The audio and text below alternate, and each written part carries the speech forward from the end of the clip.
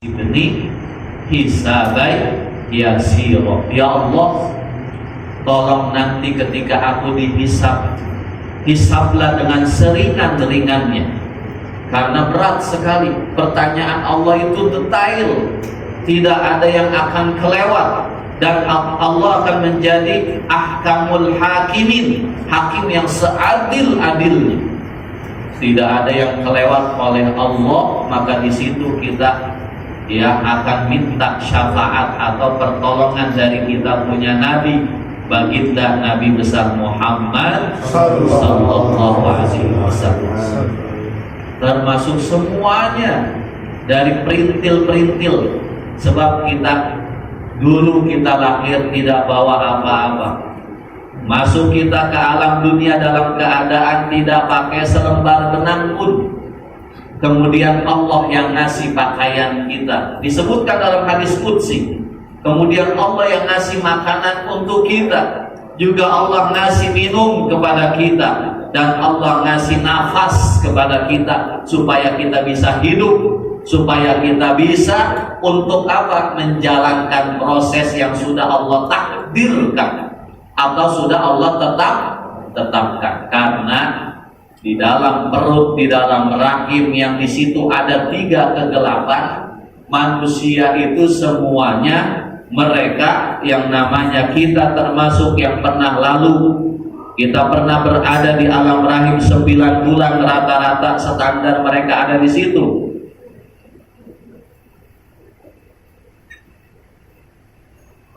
Ketika janin berusia 4 bulan, yang pertama itu masih dalam bentuk 1 tetes air yang ingat, kemudian diproses Allah menjadi sebuah mudghah.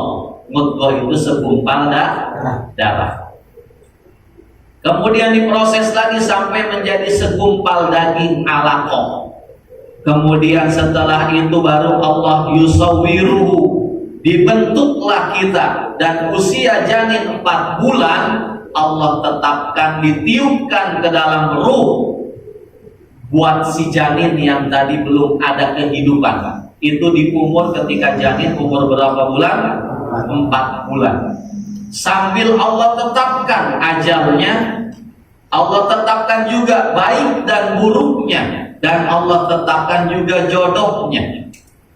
Jadi kenapa kalau ada orang yang dia pakai istilah 4 bulanan, 7 bulanan, karena memang ada riwayat yang menyatakan bahwa semua manusia itu akan ditiupkan pada masa ketika dia sudah umur di dalam perut ibunya itu 4 bulan lamanya, Allah tiupkan ke dalam janin itu, yaitu sebuah ruh.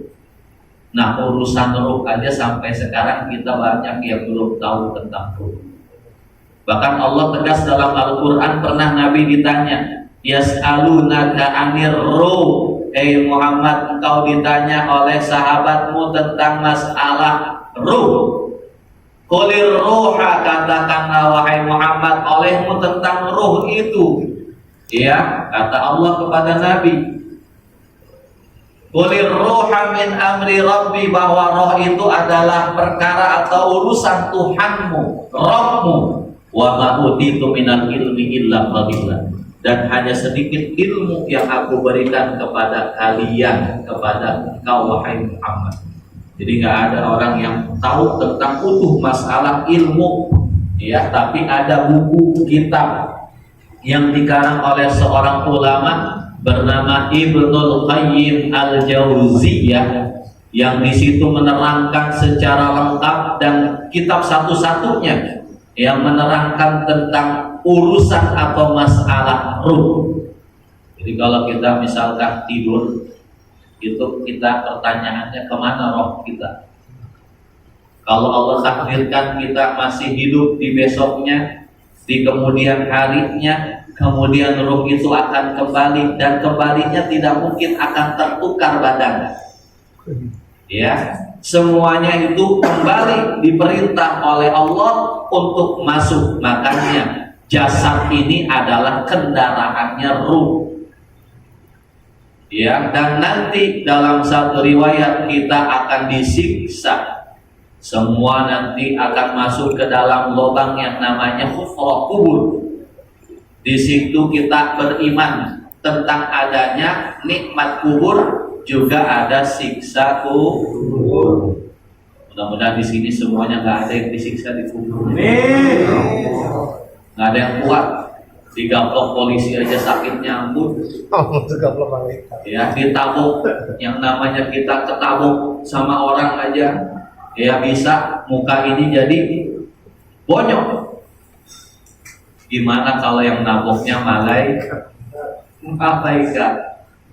Nggak akan ada yang mampu untuk bisa ya menolak daripada siksa kubur. Bahkan orang yang meninggalkan sholat dengan sengaja, Allah ciptakan seekor ular yang namanya sujaun aqrab, yang dia kepalanya itu ya seukuran leher onta, yang ditugaskan oleh Allah untuk menelan bulat-bulat bagi orang yang suka meninggalkan sholat dengan sengaja. Jadi ditugaskan memang oleh Allah, namanya sujaul aqrab tadi. Maka siapa yang berani dia untuk melanggar daripada yang sudah ditetapkan, yaitu berupa perintah aqimus shalah wa atuz zakah, dan dirikanlah sholat dan tunaikanlah zakat. Maka itu adalah kalau sudah hukumnya perintah dari Allah menurut hukum agama atau disebut hukum syariat, maka menjadi hukumnya kalau perintah di Quran itu menjadi wajib. Kita harus tahu apa definisi wajib. Wajib itu perbuatan yang apabila dikerjakan mendapat pahala. Kalau ditinggalkan maka kita berdosa. Itu wajib. Atau kita kenal juga istilah wajib itu adalah fardu. Fardu terbagi dua. Ada fardu ain, ada fardu kifayah. Fardu ain itu kewajiban individual. Ada fardu kifayah kewajiban kolektif. Contoh seperti sholat jenazah. Kalau contoh yang wajib adalah mencari ilmu, terutama ilmu fikih, ilmu tauhid, dan ilmu akhlak, atau dikenal istilahnya dengan ilmu tasawuf. Ya, ada sebagian yang alergi dengan istilah itu. Katanya yang menjadikan umat Islam itu mundur gara-gara ilmu tasawuf. Itu orang yang belum paham dan mengerti. Ya, apalagi mereka suka mengkritik yang namanya Imam Al-Ghazali. Beliau punya karangan, nama buku kitabnya adalah Ihya Ulumuddin. Ihya artinya menghidupkan, ulum artinya ilmu-ilmu, ad-din agama. Disebutkan bahwa itu adalah kitab yang banyak hadis-hadisnya hadis dhaif. Bahkan ada yang dia bilang hadis palsu. Kita baca atau lihat saja belum, tapi sudah berani kita mengkomentari atau mengkritik. Padahal kita belum tahu tentang bagaimana menjelaskan tentang ilmu Imam Ghazali.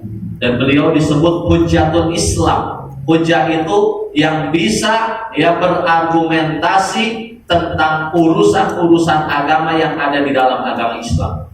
Beliau bisa menjawab pertanyaan dan bantahan-bantahan. Maka di situ kita tidak usah komen kalau kita belum tahu.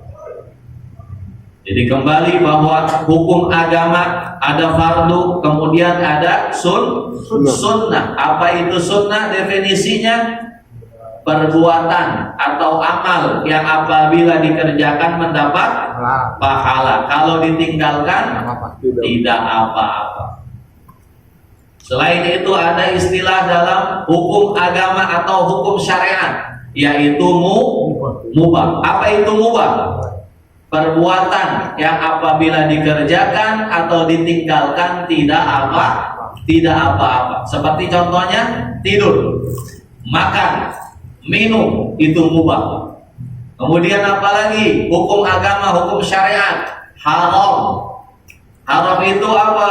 Pekerjaan yang apabila dikerjakan akan mendapatkan siksa atau berdosa. Dan apabila ditinggalkan maka akan mendapatkan pahala. Contohnya makan babi. Ya, kemudian apalagi? Makan barang-barang yang haram. Ya. Kemudian selain daripada yang tadi disebutkan hukum agama, yang kelima adalah yaitu terakhir Mubah. Udah. makruh. Makruh artinya dibenci. Ya, makan jengkol, makan pete, kemudian makan bawang merah, bawang putih yang bau-bauan. Ada pete. Ya, bawang bombay. Itu termasuk hukumnya makruh. Jadi kita harus tahu sebab ini masih ada kaitannya tentang urusan agama kita. Kita jalankan semuanya dan Allah semua akan berikan kita itu ganjaran sesuai. Karena ada orang yang gak percaya dengan pahala, dengan ganjaran. Kalau ada seperti itu, orang bisa dia menjadi murtad. Hati-hati. Ya. Salah satu yang kalau dia tidak percaya, contoh yang kemarin ada yang mengatakan bahwa Quran itu adalah perkataan Nabi Muhammad. Nah, maka sudah jatuh dia kepada murtad. Hati-hati. Ya. Atau tidak percaya dengan kalam Allah, yaitu Al-Quran, itu pun menjadi murtad. Tidak mengakui kenabiannya Nabi Muhammad Sallallahu Alaihi Wasallam. Nah, ini penting. Ya, kita ketahui dan itu ada dalam pelajaran ilmu. Ilmunya disebut ilmu